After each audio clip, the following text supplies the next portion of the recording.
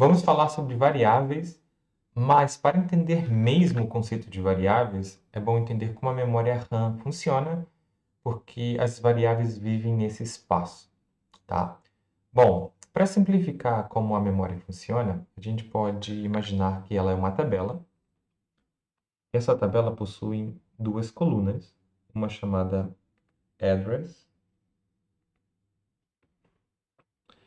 e outra chamada value, certo?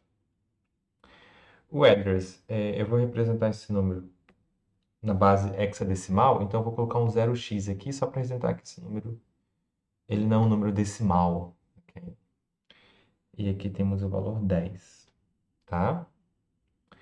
Então vamos criar uma variável do tipo byte, vamos chamar de idade,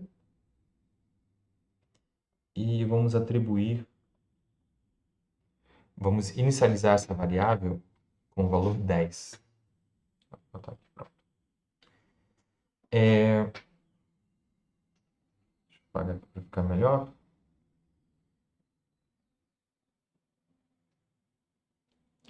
Temos algumas restrições em relação ao valor e o endereço. O valor ele só pode armazenar números de 0 a 255, ou seja, números que caibam num byte. Tá?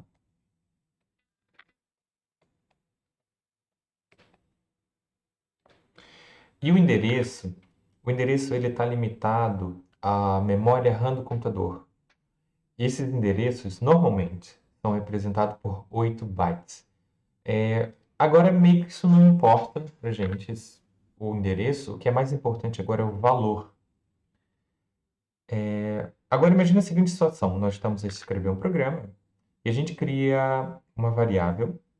Nós declaramos e inicializamos uma variável e o computador, na hora de executar o programa, ele atribuiu um endereço e um valor. Então, ele atribui o endereço 0 e nós damos a esse endereço o valor de 10. A variabilidade aqui é apenas um nome a um endereço. Tá? É como se a gente pegasse esse endereço e falar, olha, é mais conveniente darmos um nome. Então, a gente vai chamar esse endereço de idade, certo? Essa é a ideia principal de como as variáveis funcionam. Elas são nomes que nós damos a endereço da memória. E a gente consegue navegar por esse endereço através de nome. Isso deixa a programação muito mais conveniente. E agora surgiu um pequeno problema. Reparem que cada endereço ele pode endereçar algo que valha até 255. Mas imagine que a gente tem um inteiro, chamar de ano, e nós vamos colocar o valor de 256. Reparem que ele não cabe num endereço. Se a gente olhar no site da Microsoft, a gente vai ver sobre algumas características das variáveis. O inteiro, tá? Essas aqui são as variações de tipos inteiros. O inteiro, ele ocupa 32 bits. Se a gente divide por 8, a gente sabe o número de bytes, vai dar 4 bytes. Então, uma variável do tipo inteiro, ela ocupa 4 endereços na memória.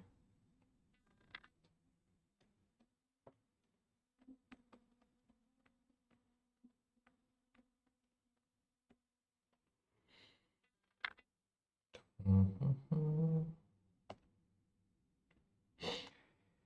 Agora, esse endereço, ele vale 256. Eu posso começar tanto daqui de baixo ou daqui de cima a começar a escrever esse número. Isso depende da arquitetura. Para simplificar as coisas, eu vou começar a escrever daqui de cima. Então, aqui vai ter 255. Aqui vai ter 1. Aqui vai ter 0. Aqui vai ter 0.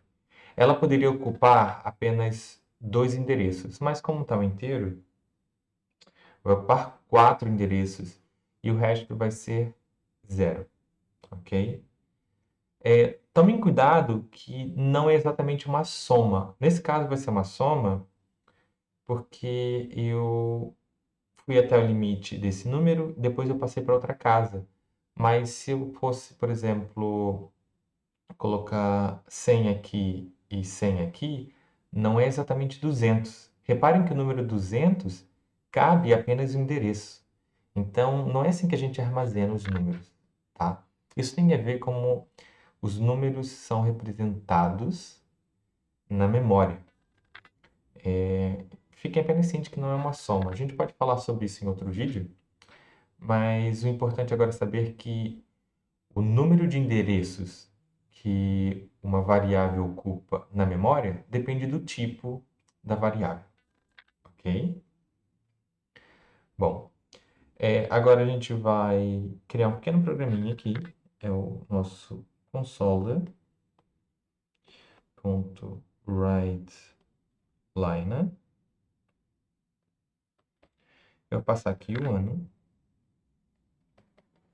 Ele vai imprimir lá no terminal, número 256, tá? Essa é a ideia de como as variáveis funcionam. É um endereço na memória, a qual nós damos o nome, ou endereços, tá? Por que endereços? Porque pode ocupar mais de um endereço, a depender do tipo da variável.